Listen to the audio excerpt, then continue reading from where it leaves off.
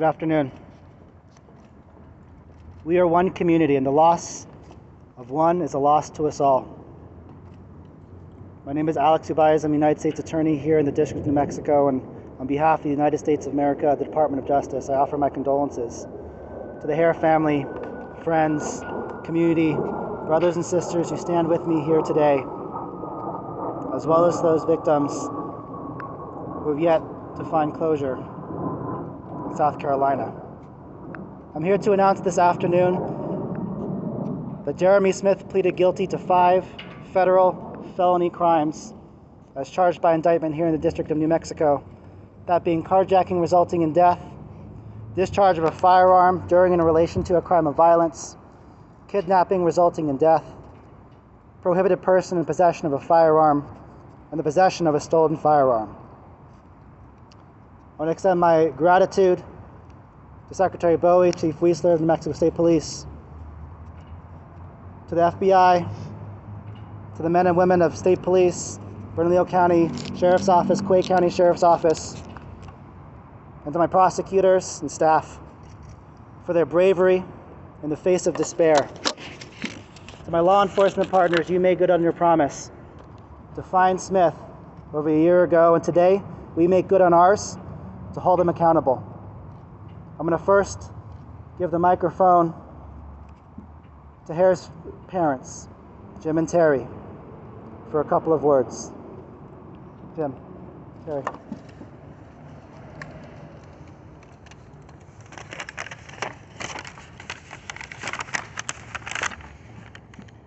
Just want to say that I'm glad the sorry excuse of a human being owned up to what he did. It's been 10 long months to get to this point. I don't know where Terry and I would be if it wasn't for the great New Mexico State police officers that constantly checked in on us and made us part of their family. We are also grateful for the wonderful staff of the New Mexico U.S. Attorney's Office for keeping us informed throughout this endeavor. We have a long way to go to get justice for our son, and we will continue to fight for him until our dying days. Today was just a baby step of the steps that we're going to take. No family should have to go through this, especially the family of a first responder of any kind. We got your back, you guys. We got your back, and we're going to fight for all law enforcement officers and first responders. This isn't over yet. FBI Special Agent in Charge, Raul Buhanda.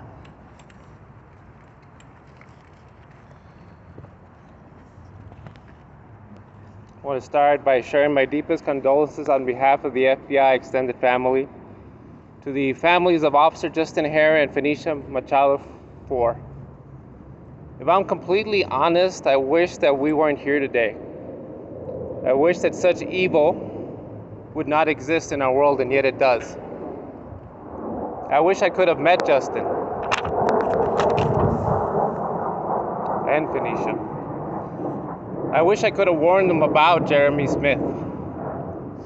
All too often, first responders are called upon to go into the worst of situations, and they do it without pause. They do it without regard to their own personal lives and well-being. The FBI will continue to work with our law enforcement partners to make sure that such violent individuals,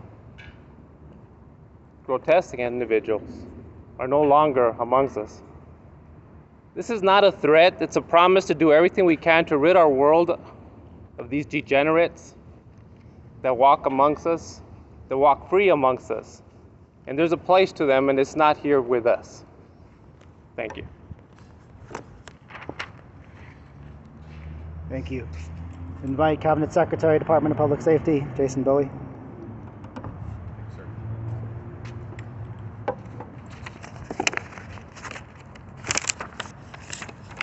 First, I want to start off with thanking you all for being here. I want to acknowledge Justin Hare's family.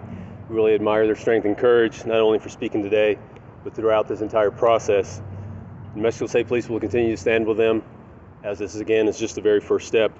Also the family of Machado-Fore. We understand this is just one step in the entire process. We hope that this one step is a positive outcome for you all as well towards your healing. I can't imagine the road they're on. I want them to know that we stand with them as well. And with that, I would ask the community, our law enforcement partners, to continue keeping the surviving families in their thoughts and prayers. Just a quick message to New Mexico State Police. Though clearly they've been grieving throughout this entire process, I'd be remiss if I didn't thank them. They haven't missed a step since the death of Officer Hare. Their continued service to New Mexico, and we commend them for their dedication and their commitment. And obviously they have a strong presence here today. We appreciate them very much for their service. I want to thank our law enforcement partners, local, state, and federal partners from the onset of this incident and through today. They have stood with us. Can't thank them enough for their support and their partnership. I want to put emphasis on Quake County, who was there at the very onset as Officer Hare was slain, and BCSO credited for taking the suspect into custody, and not to forget the store clerk, who showed tremendous courage and devotion to her community by notifying us of Smith's location. I want to particularly thank the Federal Bureau of Investigations for partnering in this investigation. We are grateful for the men and women of the FBI for their expertise and their professionalism. Equally, we are grateful to the U.S. Attorney's Office for adopting and prosecuting this case. SSC Buhanda, United States Attorney Alex Ubayas, really appreciate your commitment and your partnership. Thank you for everything that you guys have done and for your team. Today marks a significant step in the healing process, but I want people to understand that it doesn't end here. We have a lot more work to do. We will stand together with the family at sentencing, as today was only the guilty plea. We have more work to do as an agency as we add Justin's name to the memorial wall in Santa Fe, and as we travel to Washington, D.C. to honor him and the surviving families. But we have a lot of work to do as a state as well, and I want people to remember that. Frankly, we shouldn't have to depend on the U.S. Attorney's Office to ensure repeat offenders like Smith with extensive violent criminal histories to remain locked up behind bars. We should have a robust criminal system here in the state that would guarantee the same equal time at the state level. Currently, as it stands, and in this case and cases similar in nature, we are guaranteed more time on federal charges than at state time for murdering a police officer. It's completely unacceptable. Every day across our nation, law enforcement officers put themselves out there to apprehend violent offenders each and every day. Particularly in New Mexico, the majority of them are released almost immediately to reoffend. These are not the outcomes that New Mexicans expect. Over the last 6 months, the administration has been traveling to every corner of New Mexico to have town halls and to listen to the community to see what their concerns are. And it's been overwhelming concern from the people of New Mexico that they don't feel safe, that they're frustrated, they're tired of crime, and more particularly, tired of violent crime. In the last 48 hours, we've lost 2 law enforcement officers in neighboring states. Additionally, the U.S. Marshal has been shot and is still recovering. I have no doubt that this hero will return to duty to do what these men and women do each and every day as soon as he's ready. On a national level, we lose 150 cops, roughly, on an annual basis. Those are not the ones that are injured in the line of duty. These are the ones that we lose. And out of those 150, about 60 of them are to violent crime. Stabbings, shooting, vehicular assault. We should be absolutely outraged by this number. We should be standing together as the community, making sure that we see change. And we lose these officers because they're out there each and every day, attempting their very best to apprehend the same offenders over and over and over. And as if these losses weren't significantly enough, the same criminals are perpetrating crimes against members of our community, the people that we have sworn to protect. So again, we have a lot of work to do as our state, and I encourage lawmakers to take a serious look at our broken system and to make bold changes to hold criminal in jail to account for their crimes. Now again, this is not a criticism of any one part of the criminal justice system. And certainly we can all do better, and that's law enforcement included. I have no doubt that the governor will be addressing these concerns in her State of the State address and throughout the legislative session. Frankly, these are issues we all should be unified on. This is not a political issue. These are community issues. These are public safety issues for all of us to consider. I'm asking legislators to come together on these issues and find meaningful solutions in the next 60 days. Again, it's not a criticism of any one part of the system, and it's not a criticism of our legislators. DPS, State Police, we promise you we stand together on this issue, and we look forward to working with anyone on a meaningful change. Thank you. Thank you, Secretary. And maybe while you shouldn't have to rely on the United States Attorney's Office, you always can. Us and the FBI and our other sister components within the Department of Justice, we live here. This is our community too, and we will continue to serve it. To close this out, I'll have Chief Troy Weisler say a few words. Thanks, sir.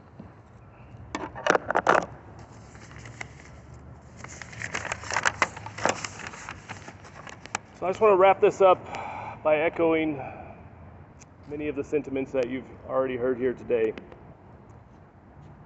I want to express my gratitude to all of our law enforcement partners and the community for their unwavering support in ensuring that Jaremy Smith was brought to justice. Jaremy Smith will never take another breath as a free man, and rightfully so.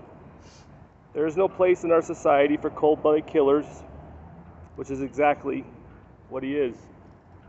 A ruthless murderer who took the lives of two of this country's finest servants.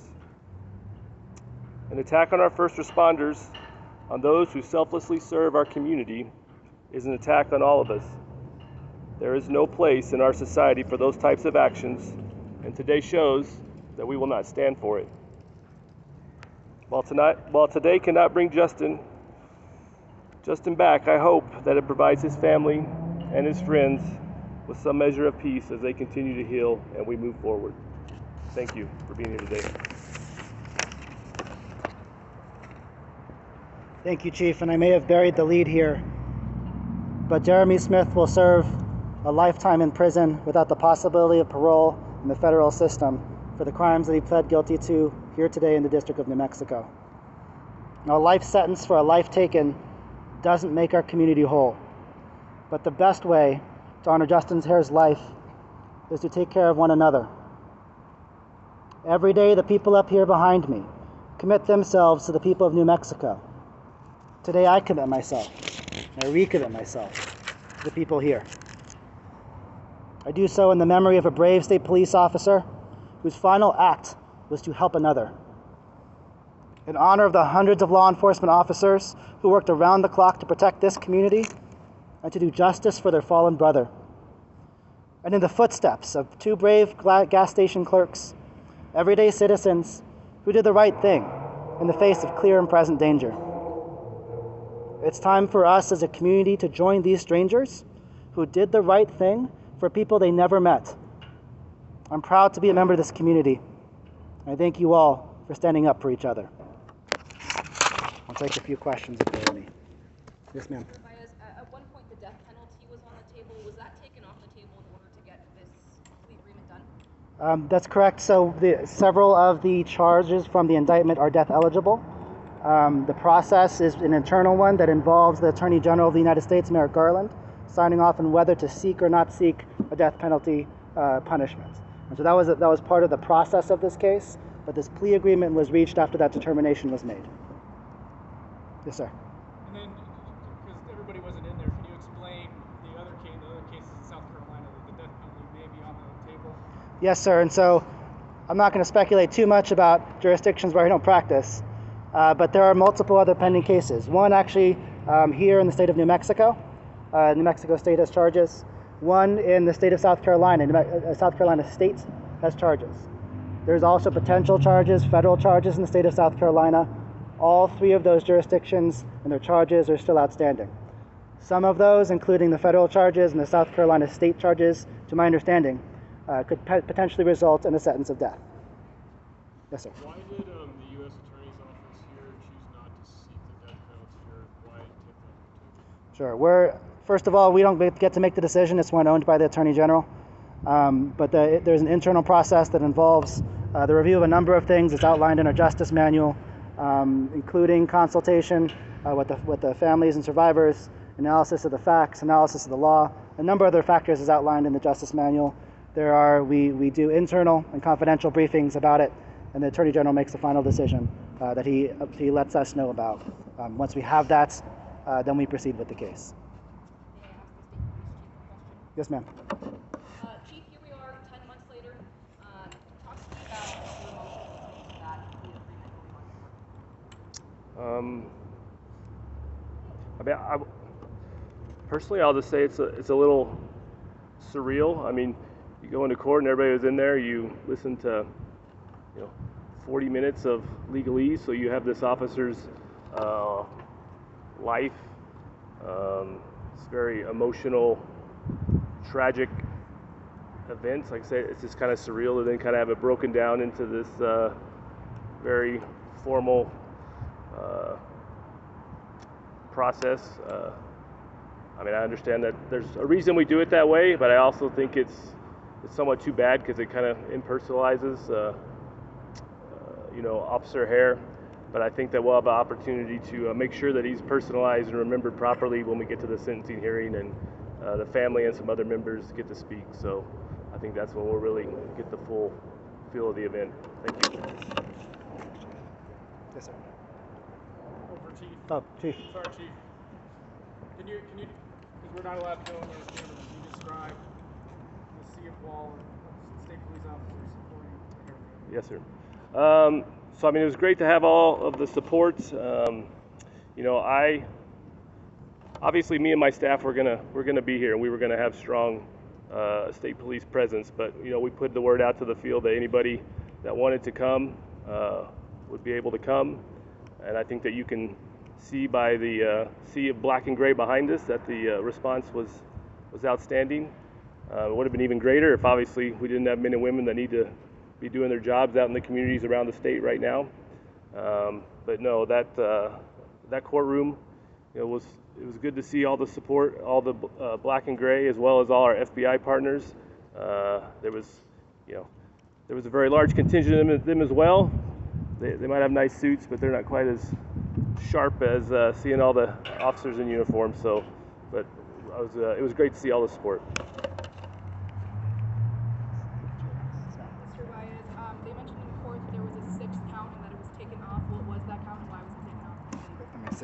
Let me read to you. It was regarding the stolen vehicle, and it was negotiated out of the plea agreements of the 6 counts that he pled to. And let me just find it for you real quick. Interstate transportation of a stolen motor vehicle.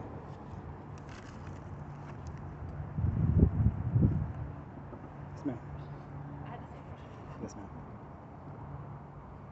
Yeah, for context, I think it has up to 10 years potential incarceration as a penalty. Yes, ma'am. If hypothetically in South Carolina they do pursue the death penalty, how would that fall in line with whatever sentencing we get to? He would be under the directions of this court in the sentence here, regardless of how that case proceeds. As you might be familiar, the death penalty cases unfortunately take a long time to litigate and process. Not just through trial and sentencing, where you may or may not receive the death penalty, but after that in appeals. And so what this case gives us is the certainty that regardless of what happens in that trial or what happens in that sentencing, Mr. Smith will never see the light of day and walk with us again. Yes, ma'am.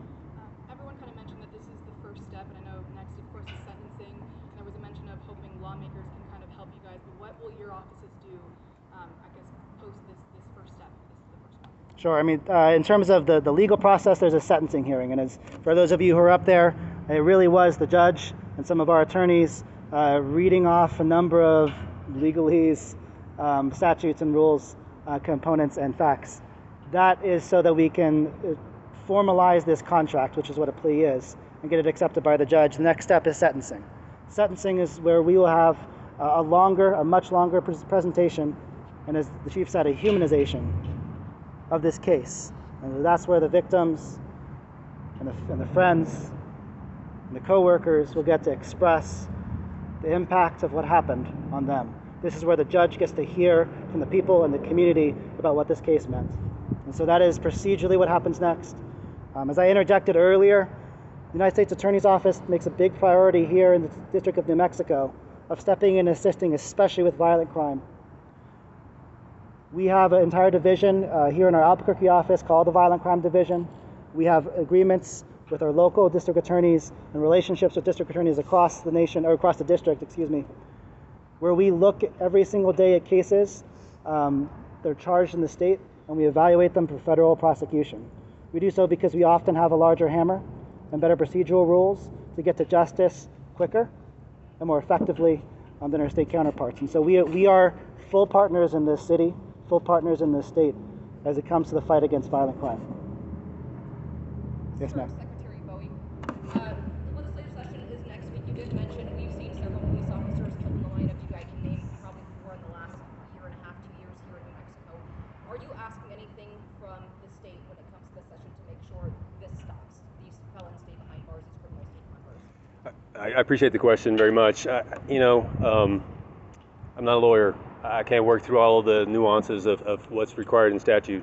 I can tell you in generally we're failing in the system, right? I'm still of the belief that if you commit a felony, you're going to do jail time. It's what keeps me straight, right? It keeps most of us here, keeps us behaving. But I don't know why I still believe that, because at the end of the day, we have people that reoffend and commit felonies over and over again, and they're walking the streets and they're not held accountable. And so, there's a lot of discussion, of course, about people want to see wraparound services and they want to see mental health services, and I agree with that to a degree. But you always have to hold people accountable at the same time. And so it's that piece of accountability that I'm frustrated with within the state. And so absolutely people need services as well, but there are people that reoffend, and there has to be some accountability for that. And it's not just about the officers that are killed in the line of duty, it's the ones that are severely injured as well. We have those standing out here right now that have been injured in the line of duty, and by the grace of, they were murdered. We need to do absolutely more. I can't understand why we need to, again, rely on the U.S. Attorney's Office in order to have firm, strong legislation so that criminals within New Mexico can stay behind bars. I think every community is fed up with it, and I would like to see more. What's going to be introduced, in large part, that'll be, of course, in part up to the legislators. It'll be up to the governor as well. But we support any meaningful legislation that would hold people incarcerated for a period of time to hold accountable for the crimes they commit.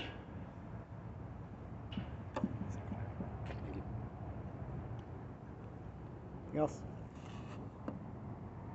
Thank you all for being here. Appreciate it.